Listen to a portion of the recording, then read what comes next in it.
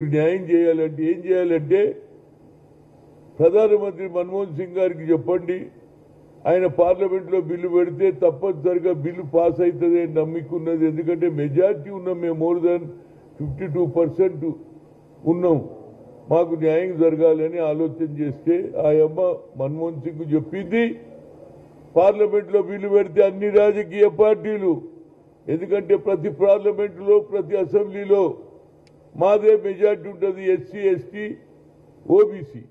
కనుక వాళ్ళు అన్నారు అది ఓబీసీలకు మనం వ్యతిరేకం చేస్తే తప్పనిసరిగా దీనికి శిక్ష అనుభవిస్తుందని ఆనాడు ఉన్నటువంటి పార్లమెంట్ మెంబర్లు గల్లు ప్రసాద్ యాదవ్ కానీ అదేవిధంగా శరద్ పవార్ గారు కానీ అందరు కూడా ఇంక్లూడింగ్ మమతా బెనర్జీ అందరు కూడా మాకు మద్దతు ఇచ్చిండ్రు.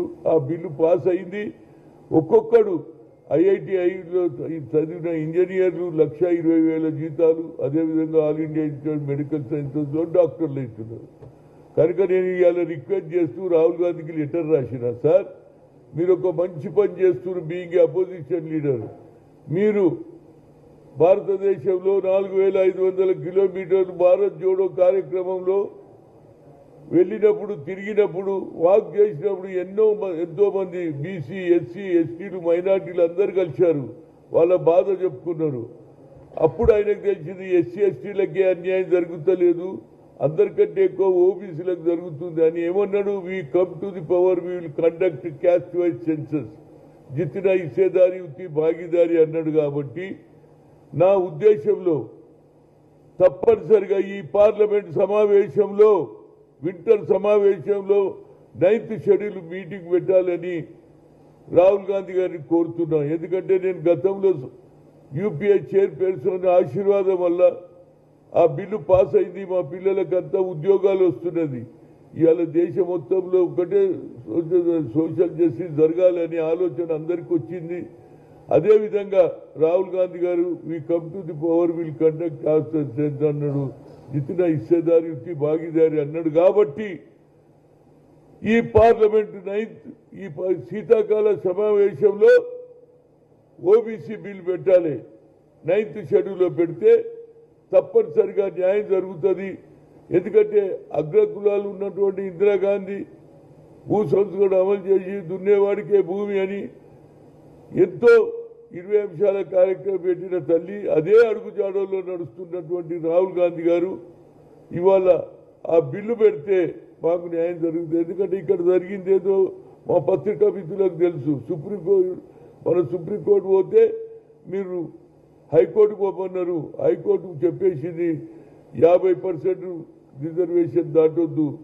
ఎందుకంటే ఇందిరా సహాని కేసులో ఒక డెడ్ లైన్ పెట్టిండ్రు, ఏ రిజర్వేషన్ అయినా 50% సీలింగ్ అవద్దన్నారు. గతంలో 10% ఈడబ్ల్యూసీ అగ్ర కులాలలో పేదవాళ్ళు ఉన్నారని ఆయన రిజర్వేషన్ పెడితే మేమందరం పాస్ చేసినాం, ఎందుకంటే అందులో కూడా పేదవాళ్ళు ఉన్నారు. కానీ నరేంద్ర మోడీ తనకు తాను ఓబీసీ అంటాడు, కానీ దీనికి న్యాయం చేయమని కోరడానికి రాహుల్ గాంధీ గారే మొదలు కంకణం కట్టుకున్నాడు. కనుక అదే ఆలోచనలో రేవంత్ రెడ్డి గారు కూడా ఇక్కడ 42% ఏది కామారెడ్డిలో డిక్లేర్ చేశాడు, దాన్ని అమలు కూడా చేశాడు. చేసి అసెంబ్లీలో బిల్లు పాస్ అయింది, ఆర్డినెన్స్ కూడా తీశారు. దానికి గవర్నర్ దగ్గర పంపిస్తే అది కోల్డ్ స్టోరేజ్లో పెట్టారు. ఢిల్లీలో కూడా మేము ధర్నా చేశాము, ఇంక్లూడింగ్ ముఖ్యమంత్రి రేవంత్ రెడ్డి కూడా ధర్నాలో పార్టిసిపేట్ చేశారు. కానీ అక్కడ కూడా ప్రెసిడెంట్ ఆఫ్ ఇండియాని కలుద్దామంటే ఆమె కూడా అవకాశం ఇవ్వలేదు. కనుక ఇక ఒక్కటే ఆల్టర్నేట్, మా అందరి భవిష్యత్తు బాగుండాలంటే 9th షెడ్యూల్లో పెడితే న్యాయం జరుగుతుంది. అప్పుడు ఎవరు వ్యతిరేకం చేస్తారో తెలుస్తుంది. ఎందుకంటే మా ఓట్లతోటే ఎవడన్నా గెలవాలి, ఎస్సీ ఎస్టీ ఓబీసీ మైనార్టీ ఓట్లతోటే గెలుస్తారు అగ్రకులాలు ఎవరైనా. కనుక మాకు న్యాయం జరగాలంటే ఓబీసీ ఎంపీస్ కన్వీనర్గా నేను రాహుల్ గాంధీ గారికి లెటర్ రాశాను, పంపించాను. అదేవిధంగా సోనియా గాంధీకి, అదేవిధంగా వేణుగోపాల్కు, అదేవిధంగా all India OBC cell chairman Anil Yadav గారికి కూడా పంపిస్తున్నా. ఎందుకంటే మీ ద్వారా చెప్తున్నా, ఎందుకంటే ఇక ఏమి లేదు, ఈడ మేము ఎంత కొట్లాడినా ఎన్ని ధర్నాలు చేసినా ఈడనే లొల్లి అవుతుంది. ఇక ఢిల్లీలో కూర్చోవాలి అని అందరూ పోవాలి. చలో ఢిల్లీ, చలో ఢిల్లీ. దీంతో పాటు ఈ లెటర్తో రాహుల్ గాంధీ గారు తప్పనిసరిగా స్పందిస్తాడు. ఆయన బిల్లు పెట్టాలి. ఎందుకంటే ఎయిర్ పొల్యూషన్ మీద ఉన్న ఏదైతే తప్పు జరుగుతుందో దాని మీద ప్రజలను కాపాడడానికి చిన్నపిల్లలకు అన్యాయం జరుగుతుందని ఆలోచన వచ్చింది. కాబట్టి దీనితో పాటు హైయెస్ట్ మెజార్టీ పాపులేషన్ ఉన్నటువంటి మా బీసీలకు న్యాయం చేయడానికి 9th షెడ్యూల్లో ఈ బిల్లు పెట్టాలని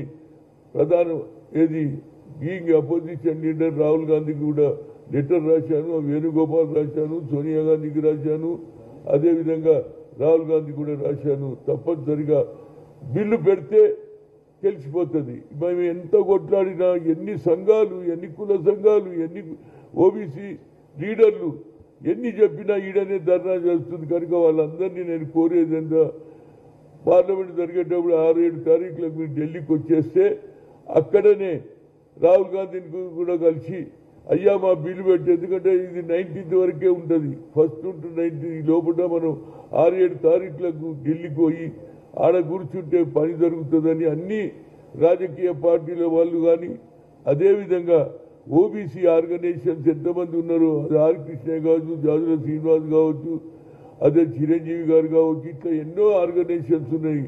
అందరం పోదాం, ఢిల్లీలో కూర్చుందాం, న్యాయం చేద్దాం. ఎందుకు ఈడ ఏది చేసినా నడిచేటట్లేదు. ఎందుకంటే ఒకటే సీలింగ్ సీలింగ్ సీలింగ్ అంటున్నారు. కానీ 10% వాళ్ళకి ఇచ్చినప్పుడు మేము ఎక్కడ కూడా అబ్జెక్షన్ చేయలేదు. మాకెందుకు అన్యాయం చేస్తారు? 76 ఏళ్ళు అయింది స్వాతంత్రం వచ్చి, ఇప్పటికీ కూడా మాకు అన్యాయం జరుగుతుంది. ఎట్లా మా పిల్లల భవిష్యత్తు ఇట్లనే ఉంటుందా? కనుక ఇవాళ సోషల్లీ, ఎకనామికలీ, చదువులో, ఎంప్లాయ్మెంట్లో, అదేవిధంగా రాజకీయంగా కూడా ఈ రిజర్వేషన్ ఒక కానూన్ అయితే, ఒక లా అయితే మా అందరికీ లాభం అవుతుందనే ఓబీసీ ఎంపీస్ కన్వీనర్గా అందరికీ రిక్వెస్ట్ చేస్తున్నా. ఈసారి రాకపోతే ఇక మన జీవితాంతం ఇదే ఉద్యోగం ఉంటుంది. కాబట్టి నరేంద్ర మోడీ తప్పనిసరిగా స్పందించాలని, నరేంద్ర మోడీ కూడా ఓబీసీ కాబట్టి ఆయన న్యాయం చేయాలని, ఆయన ఓబీసీ ఎంపీస్ ఇప్పటి వరకు నువ్వు ఏం చేయలేదు, ఇదన్నా చేయమని ఆయన కోరుతున్నా. అదేవిధంగా ఆల్ పార్టీ వాళ్ళు కూడా మాకు సహకరించాలి. అందరి ఇళ్లకు పోదాం, వాళ్ళు దండం పెడదాం. అవసరం